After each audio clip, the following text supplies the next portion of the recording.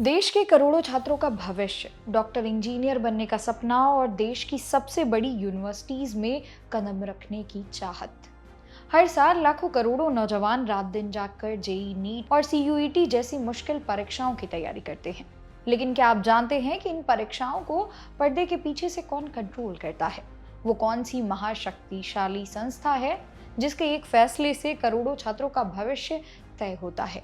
जी हाँ, मैं बात कर रही हूँ एनटीए यानी कि नेशनल टेस्टिंग एजेंसी की। पिछले कुछ सालों में ये नाम देश के हर घर में गूंजा। कभी रिकॉर्ड तोड़ परीक्षाओं के लिए, तो कभी बड़े विवादों और पेपर लीक के आरोपों के लिए।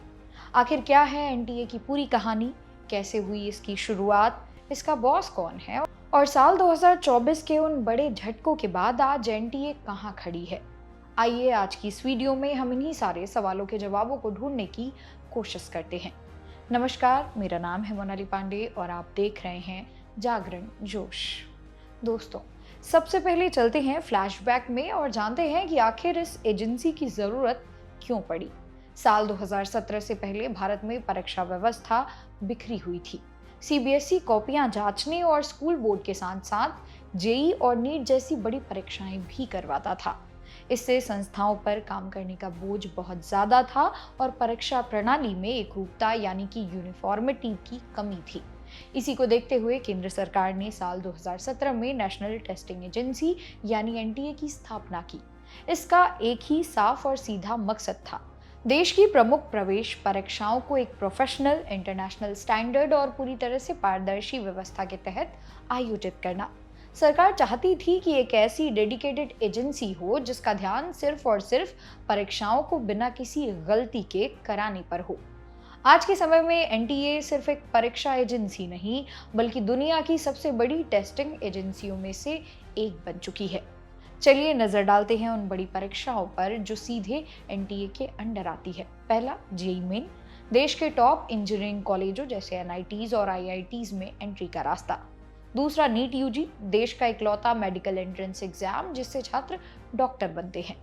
इसके अलावा सीयूईटी यूजी और पीजी, देश के बड़े विश्वविद्यालयों जैसे डीयू बीएचयू में एडमिशन का कॉमन गेटवे। इसके अलावा यूजीसी नेट, सीएमएटी यानी कि कॉमन मैनेजमेंट एडमिशन टेस्ट और जीपीएटी यानी कि ग्रेजुएट फार्मेसी एप्टीट्यूड टेस्ट जैसी बड़ी पात्रता और मैनेजमेंट परीक्षाएं भी एनटीए ही संभालती है। लेकिन रुकिए, एनटीए का काम सिर्फ एग्जाम हॉल में पेपर बांटना नहीं है।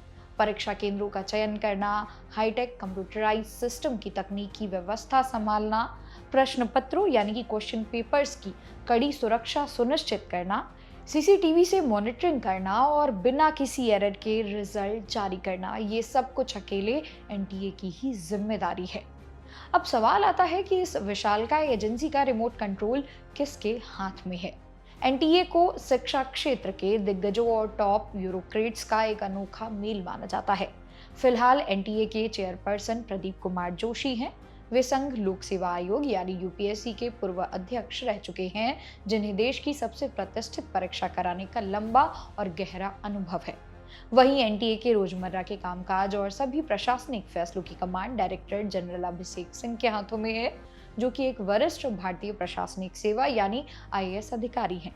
इनकी गवर्निंग बॉडी में देश के बड़े बड़े शिक्षाविद शामिल होते हैं, जो ये तय करते हैं कि परीक्षा का स्तर और तकनीक हमेशा समय के साथ अप टू डेट रहे। लेकिन दोस्तों, इतने बड़े रसूख के साथ साथ एनटीए का नाता विवादों से भी गहरा रहा है। साल 2024 को देश का कोई भी छात्र नहीं भूल सकता। 2024 में नीट यूजी और यूजीसी नेट परीक्षाओं को लेकर विवादों ने पूरे देश को हिला कर रख दिया। पेपर लीक के आरोप, ग्रेस मार्क्स का विवाद और पारदर्शिता पर उठे सवाल के बाद एनटीए नेशनल डिबेट का सबसे बड़ा मुद्दा बन गई। सुप्रीम कोर्ट से लेकर संसद तक सिर्फ एनटीए की चर्चा थी। इन झटकों के बाद एनटीए की साख पर बड़ा बट्टा लगा, लेकिन एजेंसी ने हार नहीं मानी। परीक्षा व्यवस्था को और ज्यादा फुल प्रूफ और मजबूत बनाने के लिए कई कड़े कदम उठाए गए। सुरक्षा को कई गुना बढ़ा दिया गया, साइबर सिक्योरिटी को अपग्रेड किया गया और एग्जाम सेंटर्स की जांच के कड़े नियम बनाए गए। चुनौतियां आज भी बड़ी हैं, क्योंकि लाखों छात्रों का भरोसा जीतना किसी भी एजेंसी के लिए सबसे बड़ी परीक्षा है। तो कुल मिलाकर एनटीए आज हमारे देश के एजुकेशन सिस्टम की रीढ़ की हड्डी बन चुकी है। गलतियों से सीखकर आगे बढ़ना ही एक बेहतर संस्था की पहचान है और देश के करोड़ों छात्रों को उम्मीद है कि आने वाले समय में एनटीए पूरी तरह पारदर्शी और सुरक्षित परीक्षाएं आयोजित करेगा। एनटीए की परीक्षा प्रणाली और इसके काम करने के तरीके पर आपका क्या अनुभव रहा? क्या आपको लगता है कि एनटीए अब पहले से ज्यादा सुरक्षित हो चुकी है? अपनी राय नीचे हमें कमेंट बॉक्स में जरूर बताएं। वीडियो पसंद आई हो तो लाइक और शेयर करिएगा। मिलते हैं अगली वीडियो में।